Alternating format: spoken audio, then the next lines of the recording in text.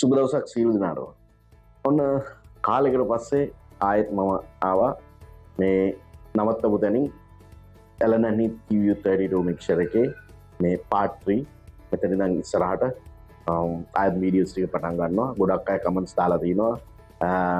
ගොඩක් අයගේ ප්‍රශ්න වලට උත්තර හම්බෙයි මේ සීරීස් එක ඉවර වෙනකොට. අද මම කතා කරන්න යන්නේ සිග්නල් ෆ්ලෝ එක මේ මික්සර් එකේ කොහොමද සිද්ධ වෙන්නේ කියන එක. අපි බලමු මේක ගොඩක්ම මම ටාගට් කරන්නේ මේ බිගිනර්ස්ලට, දන්න අයට, ඔස්තාර්ලට, එක්ස්පර්ට්ස්ලට නෙමෙයි. ඉතින් මම හිමීට මට තේරෙන උපරිම මට කරන්න පුළුවන් උපරිම ආධාරයෙන් මම වීඩියෝ ඉන්ස්ට කරන්න යනවා. යම් කිසි කෙනෙක්ට මේකේ වැදගත්කමක් යම් කිසි දෙයක් දැනගන්න පුළුවන් වුණොත් සබ්ස්ක්‍රයිබ් කරන්න, ලයික් එකක් දාන්න. එහෙනම් අපි යමු වීඩියෝ එක. ඉන්පුට් ෆ්ලෝ වෙනවා අවුට්පුට්ස් වලට. මේ කොළ පාට සෙක්ෂන් එකේ ඉඳන් නිල් පාට සෙක්ෂන් එකට. උදාහරණයක් විදිහට ඔයාලට මේන් මික්ස් එකට left and right main mix එකට සිග්නල් යවන්න ඕන නම් ඉස්සෙල්ලාම මේ මාස්ටර් ෆේඩ් එක උඩට ගේන්න ඕනේ. සහ අනිවාර්යයෙන්ම මතක තියාගන්න ඕන මේ left and right output button එක select වෙලා තියෙනවද කියන එක. මේ left right button එක select වෙලා තියෙනකොට ඔයාගේ ඔක්කොම mix එක flow වෙන්නේ නිකන් හිතන්නකෝ ඔයා mix කරනවා kick drums, snare, hi hat, toms, overhead, guitar මොනවා වුණත් ඔයා මේකේ mix කරන හැම දෙයක්ම flow වෙන්නේ මෙන්න මේ left and right කියන main output එකට. සහ අනිවාර්යයෙන්ම හොඳට බලන්න මොන output section එකද select කරලා තියෙන්නේ කියන එක. ඒක ඉතාම වැදගත්. දැන් ඔයාගේ mix එකට effects set කරන්න ඕන නම් ඔයා ඉස්සෙල්ලා මෙන්න මේ effects button එක select කරලා ඉන්න ඕනේ. දැන් මේ mix එකෙන් යන ඕනම එකක් යන්නේ මෙන්න මේ effects section එකට. ඔයා හිතන්න ඔයා දැන් reverb add කරන්න යන්නේ ඔයාගේ kick drum, snare, guitar මොනවා හරි වගේ instruments වලට ඔයා reverb add කරන්න යනවා කියලා ඔයාට එතකොට මේ faders ඔයාට අවශ්‍ය ප්‍රමාණයට උස්සන්න පුළුවන්. ඒ උස්සන හැම දෙයක්ම මෙන්න මේ effect section එකට තමයි flow වෙන්නේ. හැම තිස්සම make sure කරගන්න මේ මොකක්ද on කරලා තියෙන එහෙම නැත්නම් select වෙලා තියෙන output section එක මොකක්ද කියන එක. ඔයාට නැවතත් main mix එකට මාරු වෙන්න ඕන නම් අනිවාර්යයෙන්ම left right button එක select කරන්න. දැන් ඔයාට පැහැදිලි ඇති inputs flow වෙන්නේ outputs වලට. ඊට කලින් ඔයා make sure කරගන්න ඔයාගේ inputs යවන්නේ මොන output section එකටද කියන එක. එහෙනම් දැන් අපි බලමු මුලින් මම මේ faders ඔක්කොම පහළට දාලා ඉන්නම්. ඒ කරලා මම මේ පළවෙනි channel එක උඩට ගේනවා. ඒත් එක්කම මේ processing button එක select කරගන්නවා. දැන් අපි බලමු front screen එක දිහා. ඔයාලට පේනවා ඇති මෙතන section කීපයක්ම තියෙනවා. මේ screen option එකට එන්න නම් මේ processing button එක select වෙලා තියෙන්න ඕනේ. preamp, gate, EQ, compressor කියන dynamics controls ටික තමයි මෙතන ඔයාලට පේනෙන්න තියෙන්නේ. ඕකේ අපි දැන් යමු preamp section එකට. පළවෙනි දේ තමයි අපිට මෙතන channel name එක add කරන්න පුළුවන්. name එක select කරපුවාම ඔයගොල්ලන්ට එනවා keyboard එක. ඊට පස්සේ ඔයාලට කැමති නමක් ඔයාලට දාගන්න පුළුවන්. kick, snare, hi hat, whatever අදාළ channel එකට අනුව. දැන් අපිට කරන්න තියෙන පළවෙනි දේ තමයි gain set කරන එක. හැම channel එකකටම dedicated preamp knob එකක් තියෙනවා. මෙන්න මෙතන select වෙලා තියෙන channel එකට අදාළව මේ knob එක කරකවලා ඔයාට gains අඩු වැඩි කරගන්න පුළුවන්. මොන section එකේ හිටියත් ප්‍රශ්නයක් නැහැ. ඔයා preamp section එකට ගිහලා gain knob එක select කළොත් ඔයාට පුළුවන් මෙන්න මේ knob එක හරහා gain එක අඩු වැඩි කරගන්න. ඒ විතරක් නෙමෙයි මේ screen එකේ තියෙන ඕනම option එකක් select කරලා මේ knob එක ආධාරයෙන් ඒ අගය අඩු වැඩි කරගැනීමේ හැකියාව තියෙනවා. නමුත් ස්ක්‍රීන් එකේ gain knob එක select කරන්නේ නැතුව වුණත් මේ dedicated knob එක පාවිච්චි කරලා කෙලින්ම gain වල අගය අඩු වැඩි කරගන්න පුළුවන්. මේ mixer එකේ සමහර option වලට dedicated knobs තියෙනවා වගේම සමහර parameters screen එක select කරලා කරගන්න වෙනවා. ඒ වගේම ඔයගොල්ලෝ දන්නවා එක ඉන්පුට්ස් වලින් ඇතුළට එන එක සිගනල්ස් එකකට එකක් ලෙවල් වෙනස්. සමහරයවා ලයින් ලෙවල් සොලින් එනවා, සමහරවා මයික් ලෙවල් සොලින් එනවා. ඒ මොන ලෙවල් එකකින් සිගනල් ඇතුළට ආවත් මේ ගේන් ලෙවල් නොබ් එකේ කාර්යය තමයි හෙල්ති ලෙවල් එකක් මික්සරයට ලබා දීම. මං ගාව මයික්‍රොෆෝන් එකක් තියෙනවා. අපි බලමු කොහොමද හරියට ගේන් සෙට් කරගන්න කියලා. මේ ගේන් නොබ් එක ආධාරයෙන් මෙතන ඉන්පුට් සිගනල් ලෙවල් එක කහපාට මත්තකේ තියාගන්න ඕනේ. රතු පාට වෙන්න දෙන්නේ නැතුව. ඒ කියන්නේ ක්ලිප් වෙන්න දෙන්නේ නැතුව. එහෙම හයි සිගනල් එකක් ඇවිල්ලා ක්ලිප් වෙනවා නම් මේ නොබ් එකෙන් සිගනල් ලෙවල් එක පහළට ගේන්න.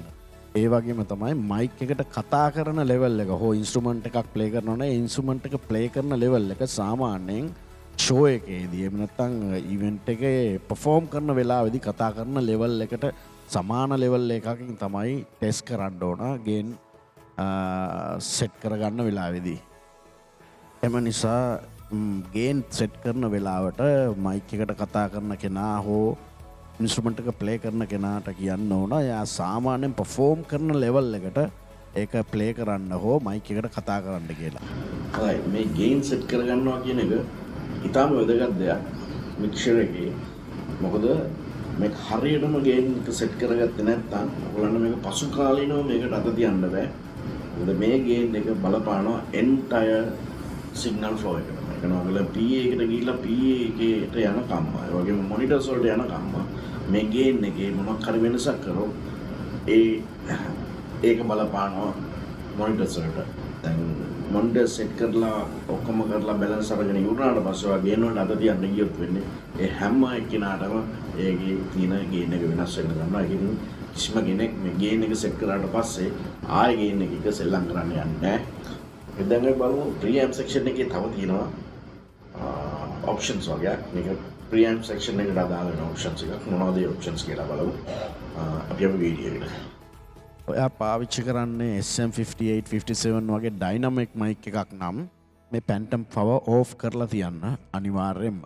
ඇක්ටිව් DI box වගේ මේ පැන්ටම් පවර් ඕන කරන ඉක්විප්මන්ට් එකට විතරක් මේක පාවිච්චි කරන්න. ඒක විශේෂයෙන්ම මතක ඇතුව ඩයිනමික්ස් මයික් පාවිච්චි කරනවා නම් ඕෆ් කරලා තියන්න. මම දැන් පාවිච්චි කරන්නේ ඩයිනමික් මයික් එකක්. ඒකින්ද මම මේක දැන් ඕෆ් කරලා තියෙනවා. ඕකේ ඊළඟට මේ තියෙන්නේ පොලාරිටි ෆ්ලිප් ස්විච් එක. සාමාන්‍යයෙන් මේ ස්විච් එක ඕෆ් කරලා තියෙන්න ඕනේ එක ඉන්ස්ට්‍රුමන්ට් එකකට මයික් දෙකක් දාන වෙලාවකට හැරෙන්න. එකම සිග්නල් සෝස් එක මයික් දෙකකින් පික් කරනකොට මේ සිග්නල් එක මයික් දෙකට ලැබෙන්නේ වෙලාවල් දෙකකදී. සිග්නල් කැන්සල් වීමකට ලක් වෙනවා. ඒ කියන්නේ සද්දේ අඩුවීමක් වෙනවා. එහෙනම් මේ ස්විච් එක ඔබලා එක වේව් ෆෝම් එකක් ෆ්ලිප් කරන්න. මම මේ ෆේස් ශිෆ්ට් වීම ගැන වෙනම වීඩියෝ එකකින් පැහැදිලි කරන්නම්. තව විදිහකින් කිව්වොත් ඔයා එක ගිටාරයකට මයික් දෙකක් දාලා රෙකෝඩින් එකක් කරනවා නම් එක මයික් එකක ෆේස් එක ෆ්ලිප් කරන්න. එතකොට ඔයාලට පැහැදිලිවම තේරෙයි ඒ පික් කරන සවුන්ඩ් එකේ පැහැදිලි වෙනසක්. ඒ වෙලාවට එක මයික්‍රොෆෝන් එකක් ඔයාලට ඩිලේ කරන්න පුළුවන්. ඒ වෙන්නේත් අතන වෙන සිද්ධාන්තයම තමයි. තව උදාහරණයක් විදිහට කියනවා නම් ඔයගොල්ලෝ දැකලා ඇති ස්නෑර් එකට මයික් දෙකක් දානවා ටොප් එකයි බොටම් එකයි. එතකොට මේ ස්නෑ ෂොට් එක මේ මයික් දෙකෙන් පික් කරන්නේ වෙලාවල් දෙකකදී. මොකද එක සමාන දුරකින් නෙමෙයි මේ මයික් දෙක තියෙන්නේ. එතකොට මේ ෆේස් ශිෆ්ට් එකක් වෙනවා මේ සිග්නල් දෙක අතර. ඒ ශිෆ්ට් එක අපි අඩු වැඩි කරලා එක ඉන් ෆේස් වලට ගන්න එක තමයි කරන්නේ. ඩිලේ එකකින් කරන්නේ. එතකොට මේ ඩිලේ බටන් එක ඔන් කරලා තමයි මේ ඩිලේ පැරාමීටර් එක වෙනස් කරන්න පුළුවන්. ඊළඟට ඔයගොල්ලන්ට මේ ස්ටීරියෝ channel එකක් ලින්ක් කරගන්න ඕන නම් left සහ right මේ link බටන් එක press කරන්න. මේ channel link බටන් එක click කරපුවාම ඔයගොල්ලන්ට පෙන්නනවා මොනවද මේ link වෙන channels කියලා. ඔත්තේ සංඛ්‍යාව link වෙනවා ඊළඟ ඉරට්ටේ සංඛ්‍යාවත් එක්ක. ඒ කියන්නේ 1 2 3 4 5 6 ඒ වගේ channels. ලින්ක්ඩ් වුණු ඔප්ෂන් ස්ක්‍රීන් එකේ පෙන්නනවා. දැන් අපි බලමු ලින්ක් කරාට පස්සේ මොකද්ද වෙන්නේ කියලා. ඕගොල්ලන්ට පේනවා ඇති මේ channel දෙකම එකට වැඩ කරන විදිය. ඔයා pan බටන් එක select කරලා බැලුවොත් ඔයාට පේනවා left and right pan වෙලා තියෙන විදිය දෙපැත්තටම. ඊළඟට තියෙන්නේ inserts and ducker functions. inserts කියන්නේ ඕගොල්ලෝ දන්නවා අපි කොහොමද ඉෆෙක්ස් මෂින් එකක් ඉන්සර්ට් කරන්න ඇනලොග් මික්සර් පාවිච්චි කරපුවා මේ ගැන දන්නවා. එතකොට ඉන්සර්ට් කරපු ඉෆෙක්ට්ස් මැෂින් එක ඔන් කරගන්න ස්විච් එක තමයි මේ ඉන්සර්ට් වලින් පෙන්වන්නේ. ඊළඟට කතා කරන්නේ මේ ඩක ෆන්ක්ෂන් ගැන කතා කරන්නේ. මම ඒක ස්ක්‍රීන් එකේ පෙන්වන්න කලින් ඒක යමක් ඔයාලා පැහැදිලි කරන්න ඕන ඕගොල්ලන්ට මොකද මේ ඩක ෆන්ක්ෂන්ස් කියන්නේ කියලා. ඒ කියන්නේ යම් කිසි සිග්නල් එකක් එක්තරා සීමාවකට වොලියුම් කරනකොට තවත් සිග්නල් එකක් කියන්නේ ඇක්ටිව් සිග්නල් එකක් ඒක ඩක් කරන්න පුළුවන්. ඒ කියන්නේ පල්ලෙහාට ගියන්න පුළුවන්. මේ ඩක ෆන්ක්ෂන් එක කරන්නේ උදාහරණයක් විදිහට කියනවා නම් අපිට බෑක්ග්‍රවුන්ඩ් මියුසික් එකක් යන අතරේ කවුරු එනවුන්ස් කරනවා. එතකොට මේ දැන් මේ එනවුන්ස් කරන කෙනා කතා කරලා ඉවරෙච්ච ගමන් මේ මියුසික් එක උඩට එනවා. අප් වෙනවා. ඊට පස්සේ ආයේ එනවුන්ස් කරන කෙනා මයික් එකට කතා කරන ගත්ත ගමන් මේ මියුසික් එක ඔටෝමැටිකලි පල්ලෙහාට යනවා. මේකට තමයි ඩක ෆන්ක්ෂන් කියන්නේ. ඕගොල්ලෝ මේක නිරන්තරයෙන්ම අහලා ඇති රේඩියෝ channels වල එහෙම නිවේදකයා කතා කරන්න ගන්නකොටම අර ප්ලේ වෙන තියෙන සෝන් එක පල්ලෙහාට යනවා. ඊට පස්සේ නිවේදකයා කතා කරලා ඉවරනාට පස්සේ ආයෙ උඩට එනවා මේ සින්දුවේ වොලියුම් එක. ඉතින් මේක අපිට සෙට් කරන්න පුළුවන් ඔටෝමැටිකලි යම්කිසි මේන් සිග්නල් එකකට අදාළව තව සිග්නල් එකක් ඩක් කරන විදිහට. හොඳයි අපි එන ස්ක්‍රීන් එකට යන් ගිහලා බලමු කොහොමද ඩක ෆන්ක්ෂන්ස් වැඩ කරන්නේ.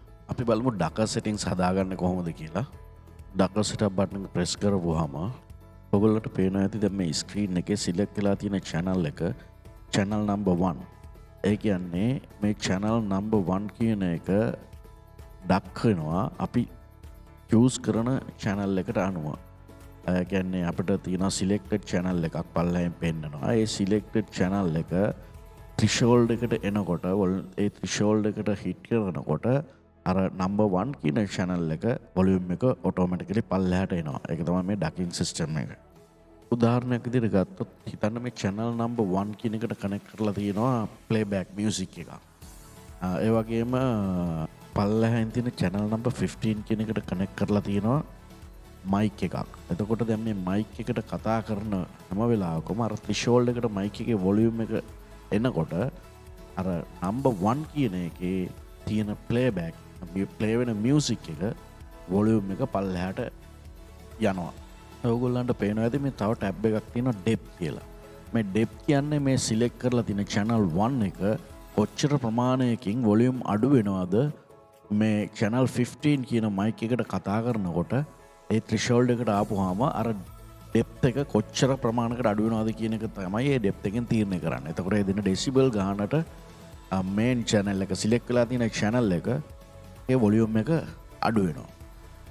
ඔන්න ඔය ආකාරයට තමයි මේ ඩක සහ ඉන්සර්ට් කියන ෆන්ක්ෂන්ස් මේ QU32 එකේ වැඩ කරන්නේ.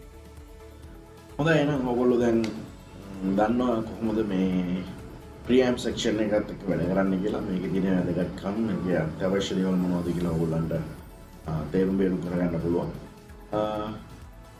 එතකොට අපි ඊළඟ වීඩියෝ එකකින් බලමු ඊළඟට තියෙනවා තව මේ processing කියන tab එකේ තව තියෙනවා අපිට dynamic section එක තියෙනවා.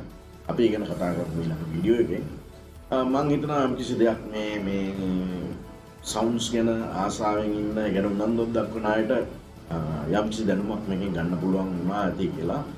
අනිත් picture වලට සාපේක්ෂව මේ Allen TV32 කියන එකේ එහෙම විශේෂ දෙයක් නෑ. මේ medium scale mixer වල medium scale console වල ගොඩාක් දේවල් සමානයි. ඒක අර graphics colors options තියෙන තැන් අර එහෙම වෙනස් වුණාට පොඩි පොඩි නම් වල වෙනස් වෙනවා. label වල තියෙන්න පුළුවන්. නමුත් මේ සිද්ධාන්තය තමයි මේ හැම mixer එකකම තියෙන්නේ. ඔයගොල්ලන්ට වෙන mixer එකක් පාවිච්චි කරන කෙනෙක්ට උනත් මේක තේරුම් ගන්න පුළුවන්. මොකද ඔයගොල්ලෝ එක එක keys වලට අදාළව කොහොමද මොනවද ඒවා සිද්ධ වෙන්නේ කියන එක දැන් ඔයගොල්ලෝ දන්නවා. එහෙනම් අපි ඊළඟ වීඩියෝ එකකින් හම්බෙමු. ඩයිනමික් සෙක්ෂන් එක කොහොමද වැඩ කරන්නේ කියන එක අරගෙන මම එන්න. ස්තුතියි.